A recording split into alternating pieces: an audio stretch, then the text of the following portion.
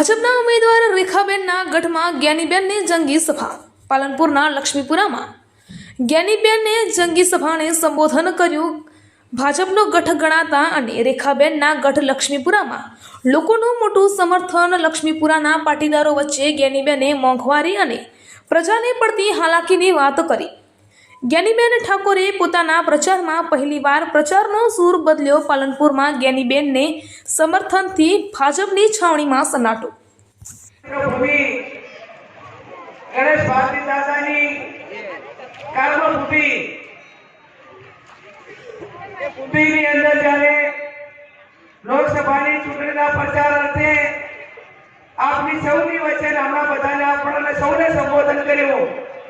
ગુજરાત વિધાનસભા કોંગ્રેસ પાર્ટીના દંડક અને અમારા માર્ગદર્શક પાટણના ધારાસભ્ય આદરણીય કિરીટભાઈ પટેલ સાહેબ, સિરોહીના ધારાસભ્ય નોડા સાહેબ, સ્ટેજ ઉપર બિરાજમાન કોંગ્રેસના સૌ વરિષ્ઠ આગેવાનો, આપ સૌ મોટી સંખ્યામાં ઉપસ્થિત છો એવા